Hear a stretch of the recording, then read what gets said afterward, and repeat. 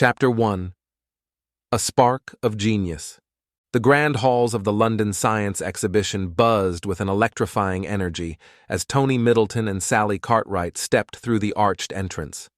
It was a sprawling space, its high ceilings draped with banners announcing the evening's star event, Dr. Alistair Henshaw's revolutionary discovery, a new era in fuel technology.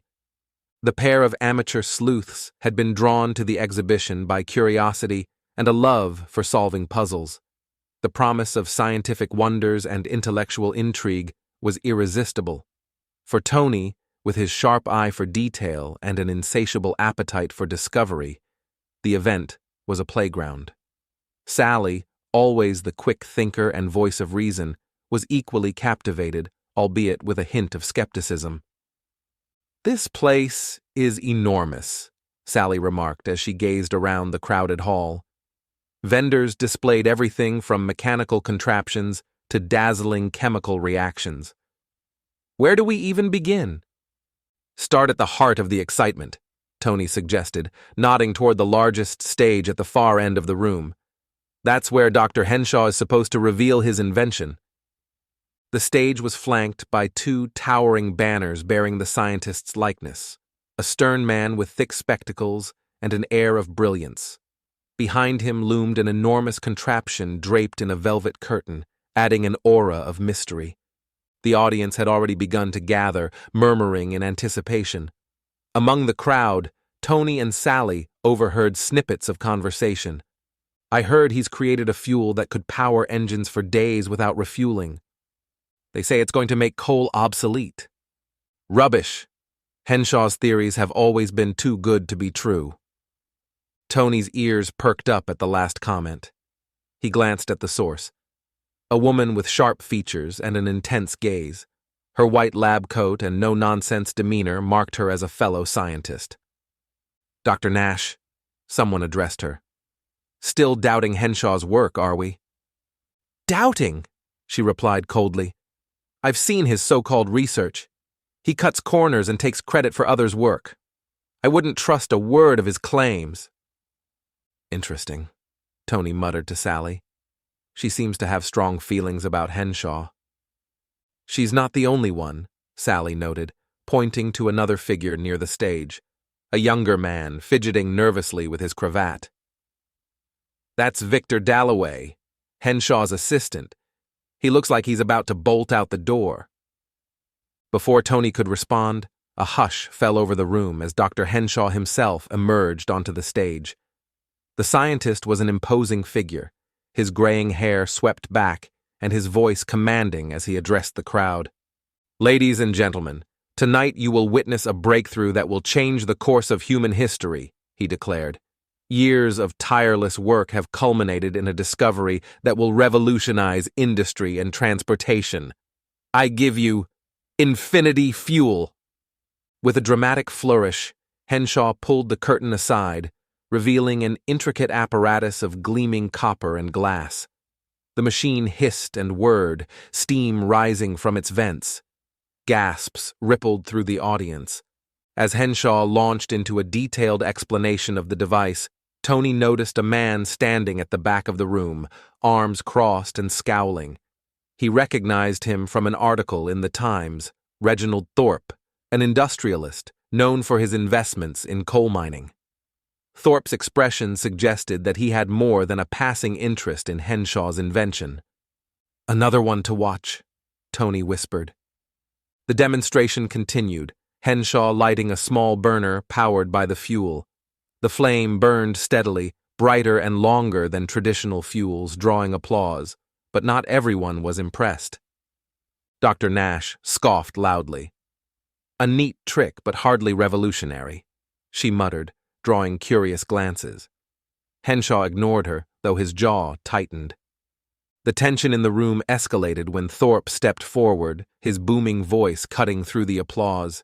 "And what guarantees do we have, Dr. Henshaw, that this isn't another one of your fanciful experiments destined to fail?" Henshaw's eyes narrowed.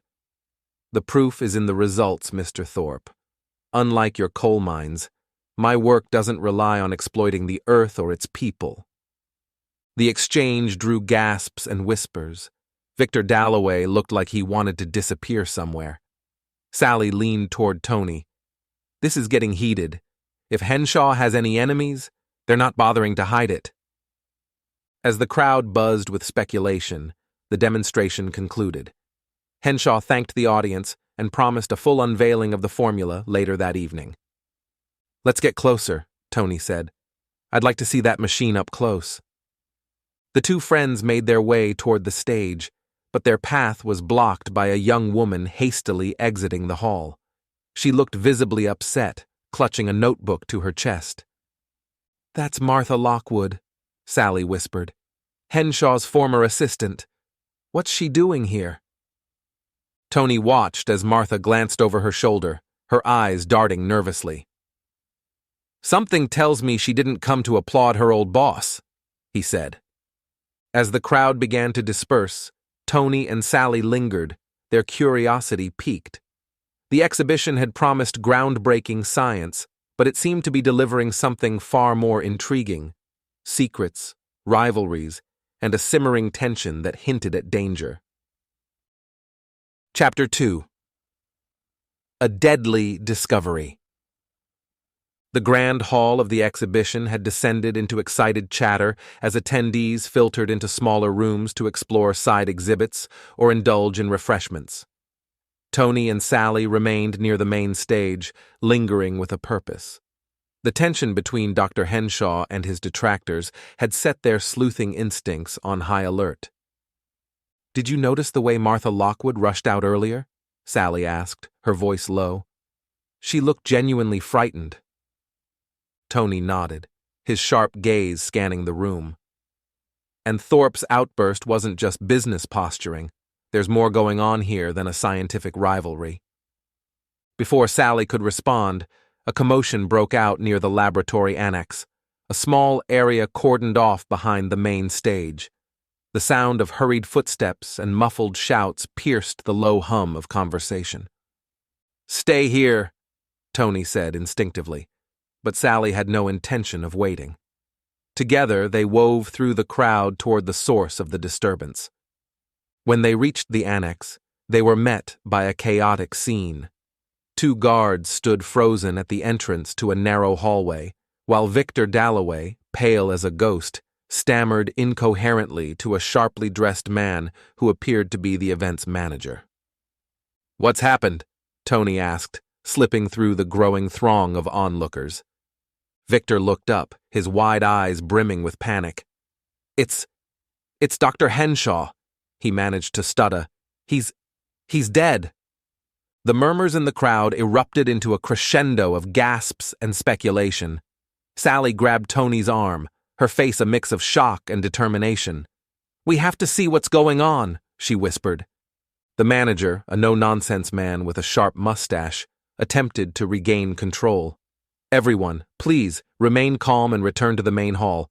This area is now off-limits until further notice. But the damage was done. Rumors spread like wildfire. An accident, a heart attack, or even foul play. The guards began ushering the crowd back, but Tony and Sally managed to linger at the edge of the restricted area.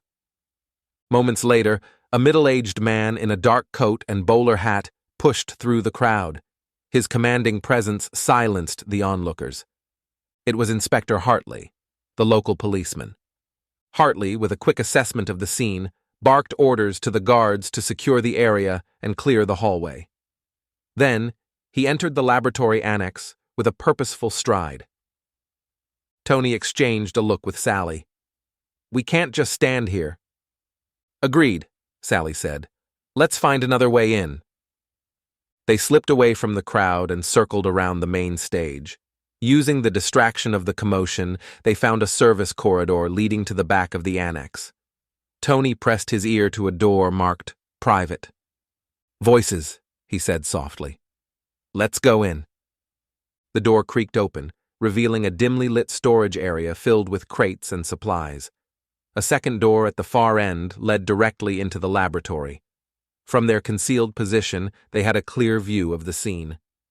Dr. Alistair Henshaw lay slumped over his desk, his face partially obscured by the papers scattered around him. A faint chemical smell hung heavy in the air. A glass beaker lay shattered on the floor, its contents seeping on the rug. Inspector Hartley crouched beside the body, examining it with a critical eye. "No signs of struggle," he muttered, speaking to a constable with a notepad. "But this isn't natural causes. Look at the discoloration around his lips." "Poison?" the constable ventured. Hartley nodded grimly. "That would be my guess, and judging by the state of the room, someone searched through his things afterward. The formula, check if it's still there." The constable moved to the safe in the corner of the lab. Its door was ajar, the locking mechanism damaged. He turned to the inspector with a grim expression. "Empty." The inspector rose, his face set in stone. "Then we're dealing with murder and theft." From their hiding spot, Tony and Sally exchanged a look of astonishment. Sally mouthed the words, "murder and theft." Suddenly, the sound of approaching footsteps made them retreat further into the storage room. They ducked behind a crate as Victor Dalloway entered, his face pale and his hands shaking. "I told you," Victor said, his voice trembling as he addressed Hartley. I left him here just before the demonstration. He said he needed a moment to himself. When I came back..." He gestured helplessly at the body. Hartley's piercing gaze fixed on the young man. "And you didn't see anyone else entering or leaving the lab?" "No, not exactly. I think I saw someone down the corridor earlier, but I wasn't paying attention." "Who?" Hartley demanded. I don't know," Victor stammered. "It was just a shadow. It could have been anyone." Hartley's expression hardened. "We'll see about that. For now, you'll stay where I can find you." Tony and Sally waited until the inspector had led Victor out of the room before slipping back the way they came. Once they were safely away from the scene, Sally let out a low whistle. "Murder, theft, and a missing formula," she said, her voice a mix of awe and concern. "This is no accident." "No, it's not," Tony agreed. "And judging by the suspects we've already encountered tonight, there are plenty of motives to go around." "What do we do now?" Sally asked. Tony's eyes sparkled with determination. "We do what we do best, Sally. We solve the mystery." Chapter 3: 4 Shadows of Doubt. The morning after Dr. Henshaw's murder dawned gray and misty, mirroring the murky mystery that had unfolded at the London Science Exhibition. Tony and Sally, fueled by equal parts curiosity and determination, convened at a small tea shop near their college to discuss their next steps. "Inspector Hartley has his work cut out for him," Tony said, stirring his tea absently. "A missing formula, a dead chemist, and no clear answers. We need to figure out who had the strongest motive." Sally sipped her tea, looking pensive. "There were too many simmering tensions last night. We need to start narrowing down the field. Who gains the most from Henshaw's death?" The question hung in the air for a moment before Tony leaned forward. "Let's break it down. 4 names stand out from last night: Dr. Viola Nash, Victor Dalloway, Reginald Thorpe, and Martha Lockwood." Sally nodded. "Right. Let's examine each of them. Suspect 1, Dr. Viola Nash." After finishing their tea, the pair decided to track down Dr. Nash. The biologist had been outspoken in her disdain for Henshaw, and her words from the previous evening lingered in their minds. They found her at her laboratory, a small but well-equipped workspace. Through the glass pane of the door, Tony and Sally observed her bent over a microscope, furiously jotting notes. When they knocked, she looked up sharply. Her initial annoyance softened slightly when she recognized them. "Ah, the students from the exhibition," she said, setting her pen down. "Come to admire the brilliance of real science?" Tony didn't miss the pointed jab at Henshaw. "Actually, we were hoping to learn more about your perspective on Dr. Henshaw's work. You seemed passionate about it." "Passionate is a generous word," Nash replied, leaning back in her chair. Henshaw was a charlatan. He stole ideas and passed them off as his own. And the worst part? He got away with it because he had a talent for theatrics. Sally tilted her head. But his formula, if it's as revolutionary as he claimed, wouldn't that prove he was more than just theatrics? Nash's lips tightened. If the formula exists, perhaps. But I wouldn't be surprised if it was all smoke and mirrors. And now we'll never know, will we? Her tone was bitter, but her expression gave nothing away. As they left her lab, Sally whispered, "She's certainly angry enough to have a motive, but is it personal enough for murder?" Suspect 2. Victor Dalloway. They found Victor at a modest townhouse he shared with his widowed mother. The young man looked even more disheveled than he had the night before, his eyes shadowed with sleeplessness. "I don't know why you're here," he said nervously, ushering them into the small sitting room. "The police already questioned me." "We're just trying to make sense of things," Sally said gently. "You were close to Dr. Henshaw, weren't you?" Victor fidgeted with his hands. I worked under him for 3 years. He was brilliant, but difficult. Always demanding, always secretive." Tony leaned forward. "Did he trust you with his work? The formula?" Victor shook his head vehemently. No one saw the complete formula but him. He kept it locked in that safe, always paranoid someone would steal it. "And now it's gone," Tony said, watching Victor closely. "Do you have any idea who might have wanted it?" Victor hesitated, his gaze darting toward the window. There were people, powerful people, who wanted to get their hands on it. Henshaw made enemies, especially among his rivals. "But you worked closest to him," Sally continued. "If anyone knew his secrets, it would be you." Victor's hands began to tremble. "I swear I didn't know. I didn't want any of this. He should have just published the formula instead of turning it into a spectacle. Maybe then—" His voice broke, and he buried his face in his hands. As they left, Tony whispered, "He's hiding something. Whether it's guilt or fear, I can't tell." Suspect 3. Reginald Thorpe.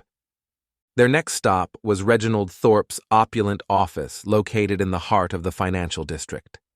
They were greeted cordially by Mr. Thorpe, though his eyes narrowed slightly when they introduced themselves.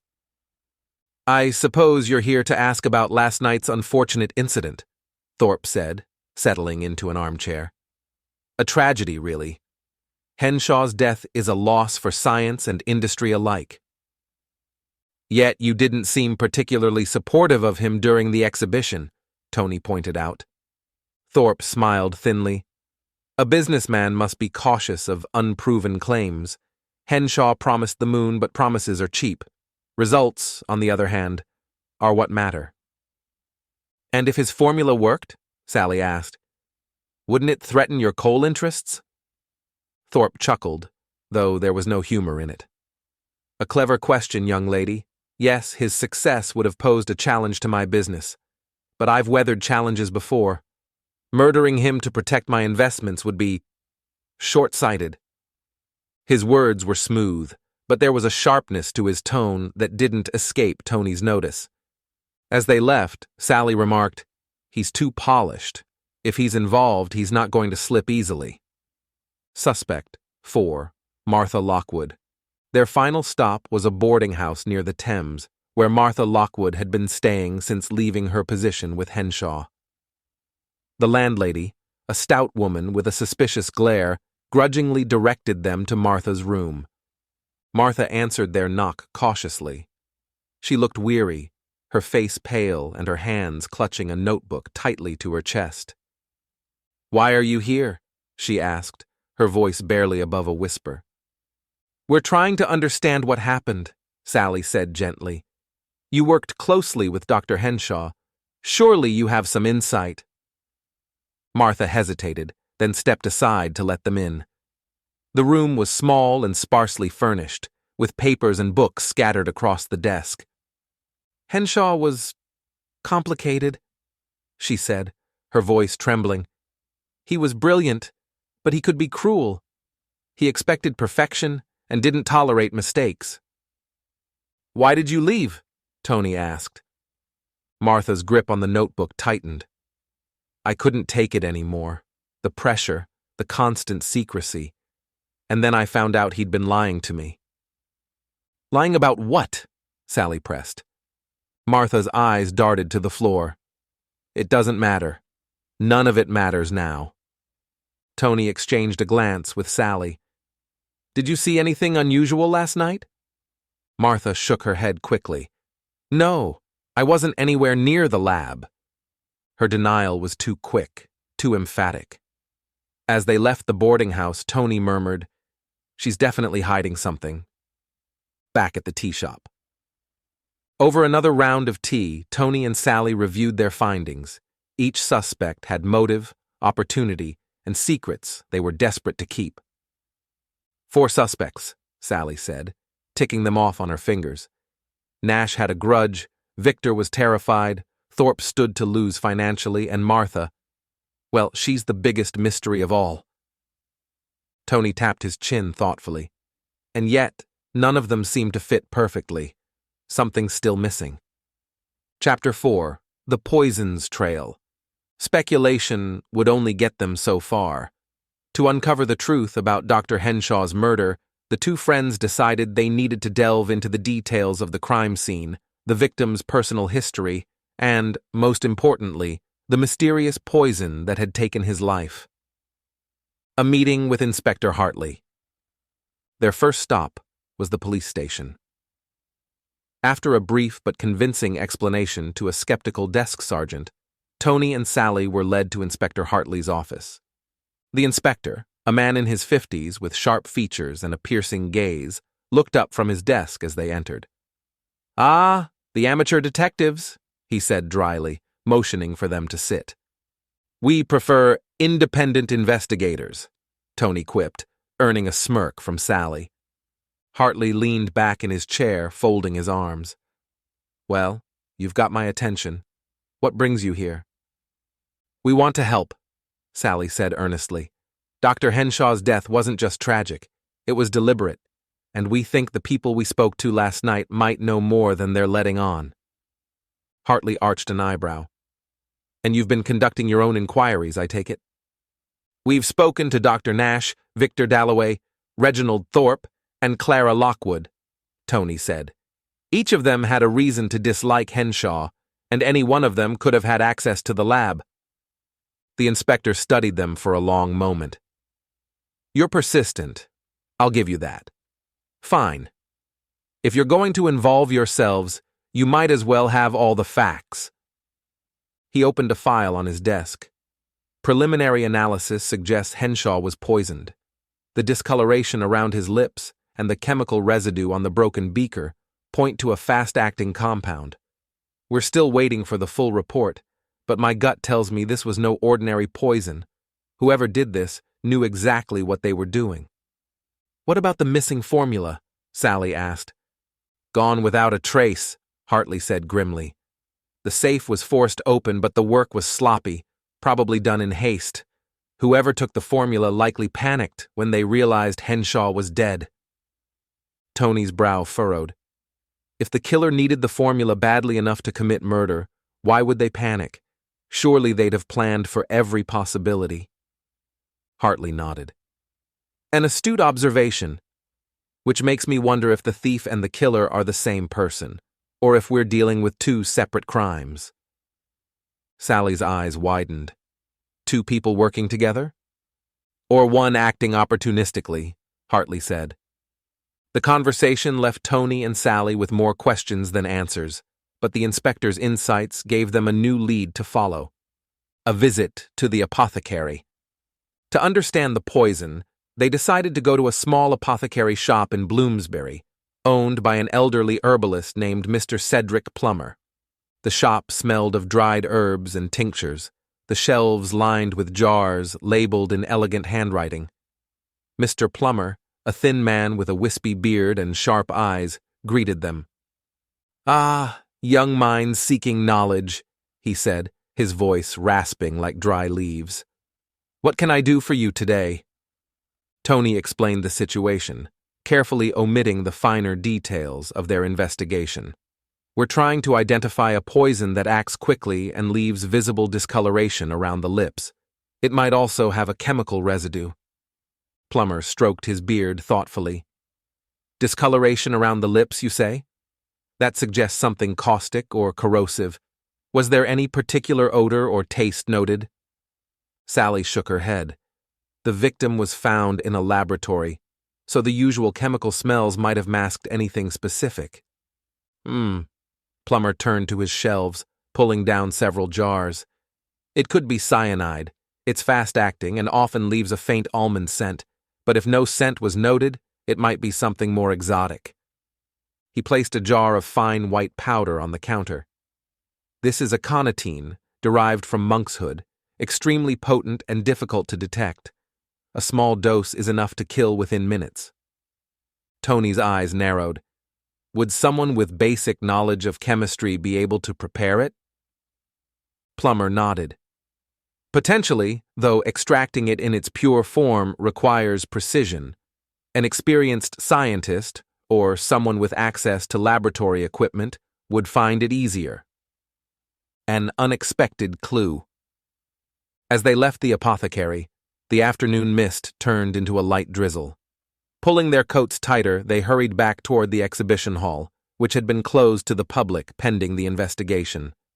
To their surprise, they found Martha Lockwood standing near the entrance, speaking in hushed tones to a man in a dark overcoat. "Who's that with her?" Sally whispered. Tony squinted. "I don't recognize him. Let's get closer." They crossed the street, keeping to the shadows as they approached. Martha's voice carried over the sound of the rain. "Didn't want to get involved, but now it's too late. You promised me—" The man cut her off, his tone sharp. "Keep your nerve. If you so much as breathe a word of this to anyone, you'll regret it." Martha flinched, glancing around nervously before nodding. The man strode away, disappearing into the mist. Sally grabbed Tony's arm. "Did you hear that? She knows something." "We need to talk to her," Tony said, but as they approached, Martha noticed them and bolted. "Wait," Sally called, but she was already gone, leaving them with a sinking feeling that time was running out. Back at the lab. Determined to uncover more clues, Tony and Sally returned to the laboratory annex, with a plan to investigate the crime scene themselves.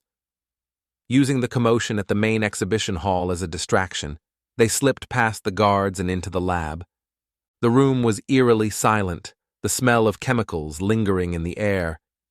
The desk where Henshaw had been found was still covered in scattered papers, though the body and most evidence had been removed. Sally moved to the safe, inspecting the damaged lock. "Whoever did this didn't have much experience with safes," she observed. "There are scratch marks all around the keyhole. They must have been desperate." Tony, meanwhile, the floor. Among some shards on the rug, he noticed a small reddish stain. Carefully, he used his handkerchief to collect a sample. "Looks like residue from the poison," he said. "If we can figure out what it is, we might be able to trace it back to the killer." Sally joined him. "Do you think it's possible the killer left anything else behind?" Tony nodded toward a corner of the lab. "Let's check over there. If they were in a hurry, they might have overlooked something." Their search yielded a surprising discovery: a small scrap of fabric caught on the edge of a workbench. The fabric was fine and dark, likely from an expensive suit or coat. "Thorpe?" Sally guessed, her mind immediately leaping to the wealthy businessman. "Possibly," Tony said, tucking the scrap into his pocket. "But we'll need more than this to prove anything." "Poison, a missing formula, and a web of lies," Tony said, his voice heavy with determination. "We're getting closer, Sally. I can feel it." "But the closer we get," Sally murmured, "the more dangerous this becomes." Chapter 5. Unraveling Alibis. Morning came and Tony and Sally, fueled by tea and toast, sat on a bench near the exhibition hall reviewing their findings. "We have plenty of threads," Tony said, flipping through his notebook. The poison, the stolen formula, the damaged safe, and now Martha's suspicious behavior. But how do they tie together? Sally crossed her arms. It's not just about tying them together. It's about figuring out who had the means, the motive, and the opportunity. We need to focus on alibis. Where was everyone at the time of the murder? Tony nodded. Good point. Let's revisit the suspects and see if their stories hold up. Someone's bound to slip. Dr. Nash's admission. Their first stop was Dr. Nash. They found her in the laboratory annex, organizing vials on a shelf. Dr. Nash jumped at their arrival, nearly dropping a flask. "Oh, it's you two. What do you want now?" "We're following up on your account of last night," Sally said, her tone direct but friendly. "You said you were in the main exhibition hall during the murder. Can anyone confirm that?" Nash's hands fidgeted. Yes, I believe Mr. Dalloway saw me. I was helping him set up his demonstration." Tony raised an eyebrow. "Helping him? Dalloway said you were only there briefly before the murder. That doesn't sound like a lot of help." Nash's face turned red. "Well, I might have left for a moment. I needed to retrieve some equipment from the storeroom."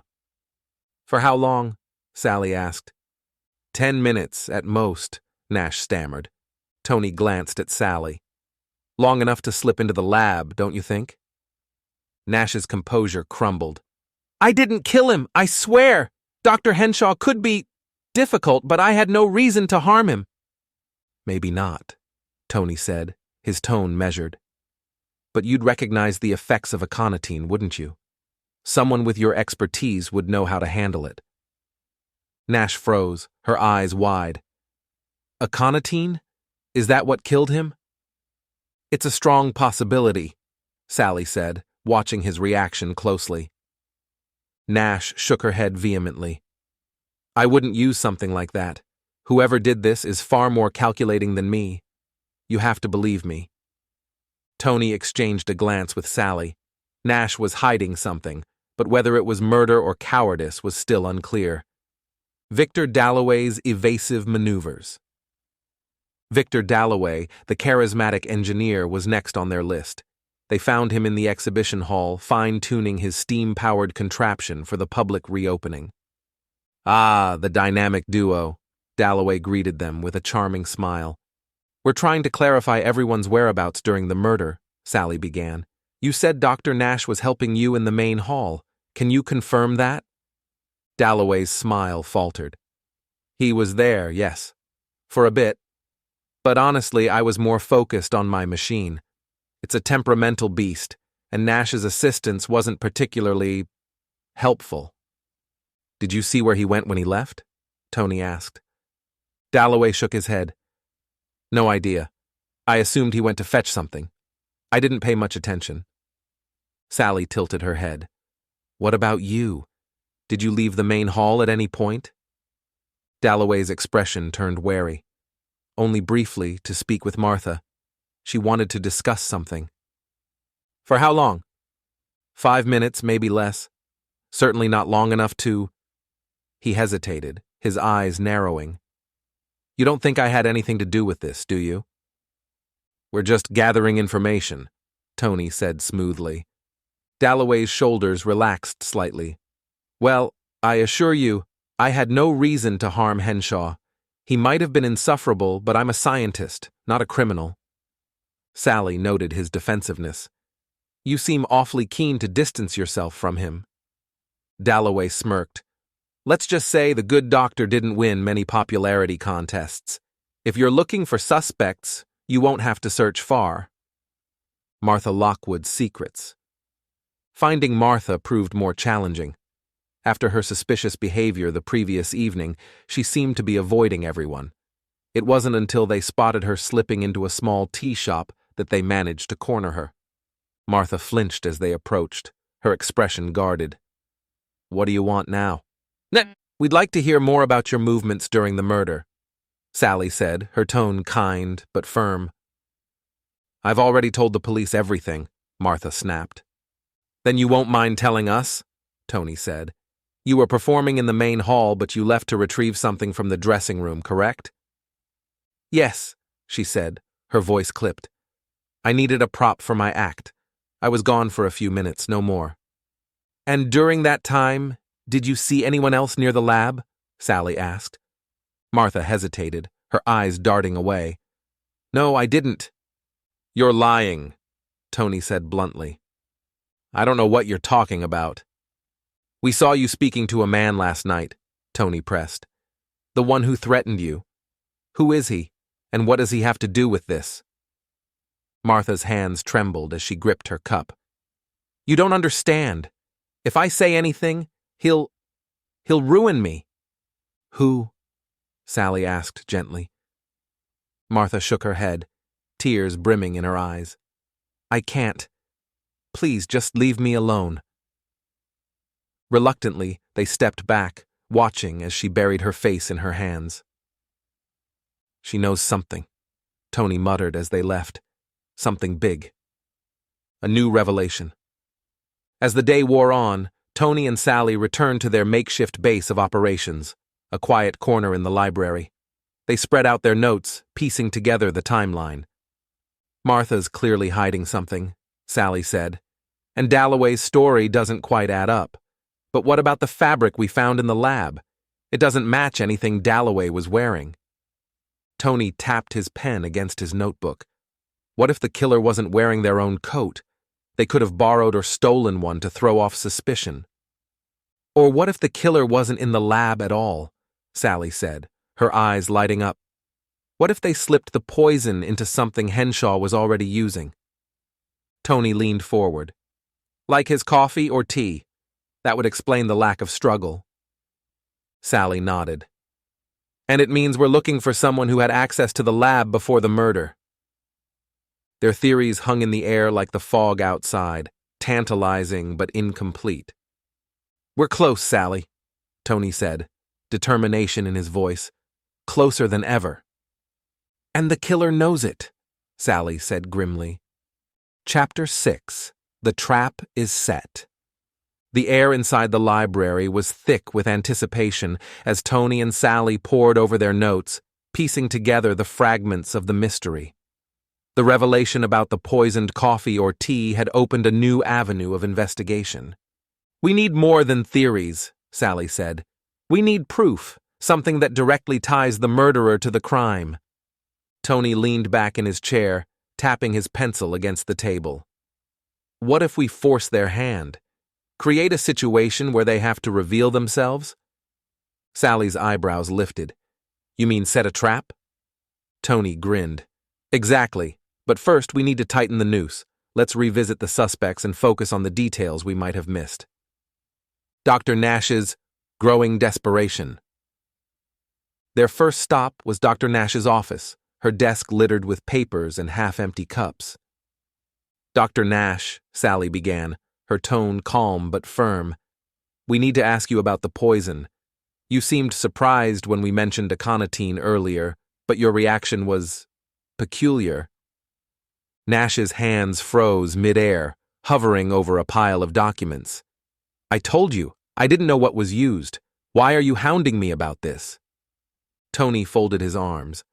Because you had access to the lab, the expertise to handle toxic substances, and you were unaccounted for during a crucial window of time.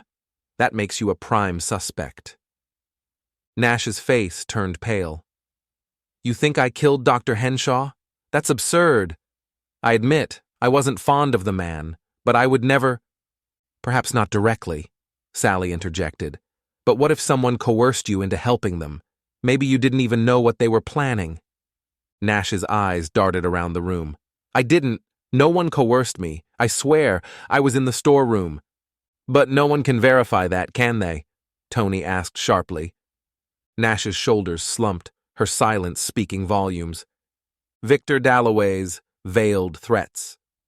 Next, they confronted Victor Dalloway in the exhibition hall, where he was engrossed in repairing a broken lever on his machine. Dalloway, Tony said, we need the truth about your whereabouts during the murder. Dalloway straightened, wiping grease from his hands. I've already told you. I spoke to Martha and then returned here to continue my work. Surely the police have already confirmed my timeline. Actually, they haven't, Sally said, stepping closer. And there's a glaring hole in your story. Martha's account doesn't align with yours. She said your conversation was much longer than 5 minutes. Dalloway's jaw tightened, but he kept his tone light. Well, perhaps her memory is a bit fuzzy. She was under a lot of pressure last night. Or perhaps you're lying, Tony said bluntly. We found traces of fabric in the lab, fabric that doesn't match what you're wearing today. Care to explain? Dalloway's smile faded, replaced by a cold, calculating look. You two are quite the little detectives, aren't you? But be careful. Accusations like these can have consequences. Is that a threat? Sally asked, narrowing her eyes. Merely advice, Dalloway replied smoothly. Focus on facts, not fantasies. As they walked away, Sally whispered, He's hiding something. Did you see the way he deflected? Tony nodded. But what's he hiding? And why is he so confident we can't pin anything on him? Martha Lockwood's confession. Tracking Martha down again wasn't easy, but they finally found her. Martha, Sally said softly, we know you're scared, but we can't help you unless you tell us the truth. Who was the man you were arguing with last night? Martha hesitated, her eyes darting toward the door. I can't. Martha, Tony said, his voice firm but kind. He's already made you a suspect. If you don't speak up, you'll only look guiltier. Tears welled up in Clara's eyes. It was my first employer, Charles Whitaker. He's been threatening me for months, ever since I refused to hand him over the formula. He said he'd ruin me if I didn't comply. Was he here last night? Sally asked. Martha nodded. He wasn't supposed to be, but he showed up unexpectedly. We argued, but I didn't see him after that. Why didn't you tell the police? Tony asked. Because he has connections, Martha whispered. Powerful ones. If I speak out, he'll destroy me. Tony and Sally exchanged a glance. Whitaker's presence added a new layer of complexity to the case, the inspector's reluctant cooperation. With their new information, Tony and Sally approached the inspector, who was poring over reports. Hartley glanced up questioningly. We've got a lead, Tony replied. Sally quickly outlined what they'd learned about Charles Whitaker. Whitaker, you say? Hartley murmured, rubbing his chin. That man's a slippery eel. If he's involved, we'll need more than hearsay to bring him in. Then let us set a trap, Tony said. We'll lure him out and catch him in the act. Hartley frowned. And how do you propose to do that? We'll use Martha as bait, Sally said, her voice steady. She can arrange a meeting with him, pretending to negotiate. Hartley hesitated, then nodded reluctantly. The stage is set. That evening, the exhibition hall was eerily quiet as Martha sat nervously at a table in the corner, waiting for Whitaker. Tony and Sally watched from a concealed spot, while Inspector Hartley and his men positioned themselves nearby. I hope this works, Sally whispered. It has to, Tony replied. If Whitaker's our man, he won't be able to resist. The minutes ticked by, each one stretching into eternity. Finally, the sound of approaching footsteps echoed through the hall. Showtime, Tony murmured, his heart pounding. Chapter 7. The Final Curtain. The air was taut with tension as Charles Whitaker's tall figure emerged from the shadows. Dressed in a tailored black coat and carrying a silver-tipped cane, he exuded an aura of smug confidence. His sharp eyes swept the room before settling on Martha, who sat rigid at the table, hands clasped tightly in her lap. You've got some nerve calling me here, Whitaker said, his voice low and menacing. I had no choice, Martha replied, her voice trembling just enough to sell her fear. I can't do this anymore. I will tell you everything I know about the formula, but you have to leave me alone after this. Whitaker smirked, mocking at her. You think I would wait for you? You should have realized sooner that I always get what I want." From their concealed vantage point, Tony and Sally exchanged a glance. Whitaker's demeanor dripped with arrogance, but they needed him to incriminate himself. Tony tightened his grip on his notebook as Sally leaned closer, her eyes narrowing. The conversation turns. Martha took a deep breath and continued, her voice steadier now. "But I need assurances. You're asking me to betray the scientific community. I need to know you'll hold up your end of the deal after this." Whitaker chuckled. "You think you're in a position to negotiate? My dear, you're lucky I'm even entertaining this farce. You'll sign the contract or I'll bury you, just like I buried Henshaw." Tony and Sally froze, their hearts pounding. Whitaker's confession hung in the air, sharp and undeniable. Martha's eyes widened, genuine fear flashing across her face. You killed him?" Whitaker leaned back in his chair, his smirk widening. "He thought he could cut me out of the deal. After everything I did for him, no one crosses me and gets away with it." The revelation. Suddenly, Whitaker leaned forward, his tone turning icy. "But you already knew that, didn't you, Martha? You were there. I saw you near the lab after it happened. You know exactly what I'm capable of." Martha's voice cracked. "I didn't say anything because I was terrified of you." "And you should be," Whitaker sneered. "So let's finish this business and move on." At that moment, Inspector Hartley stepped from the shadows, flanked by 2 officers. "I think this business has already finished, Mr. Whitaker." Whitaker jumped to his feet, his face contorting with rage. "What is this?" "A well-laid trap," the inspector said. "We've heard everything, thanks to our young detectives here." Tony and Sally emerged from their hiding spot, satisfaction written across their faces. "You meddling brats!" Whitaker snarled, his hand darting into his coat pocket. "Don't move!" Hartley shouted, his hand on his holstered pistol. The officers closed in, wrestling Whitaker to the ground before he could draw a weapon, piecing it together. As Whitaker was dragged away, Hartley turned to Tony and Sally. "All right, geniuses. How did you figure it out?" Tony grinned. It was a combination of things: Whitaker's presence at the exhibition, Martha's fear, and the inconsistencies in everyone's alibis. But the key was the poisoned tea. We realized the murderer had to be someone who had access to Henshaw's belongings before the murder. Sally continued. Whitaker used Martha's dressing room as a hiding spot and slipped the aconitine into Henshaw's tea flask.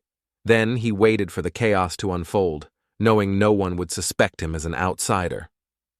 "And the torn fabric?" the inspector asked. "It was a decoy," Tony explained. "Whitaker probably used an old lab coat to make it look like the killer had struggled with Henshaw in the lab. But there were no signs of a struggle." Hartley nodded, a rare smile crossing his face. "You two did good." In the aftermath that followed, it was found that Charles Whitaker had funded Dr. Henshaw's experiment for his new invention. In return, it was agreed that the exact formula would solely be handed over to Whitaker, so he could sell it to the military of a foreign power for millions of pounds. When Dr. Henshaw decided to double-cross Charles Whitaker and not share the formula, he decided to kill the scientist. The courts determined that Marta Lockwood was an innocent pawn in the whole scheme of things. Tony and Sally walked to their favorite tea shop, thinking of what mysteries awaited them next.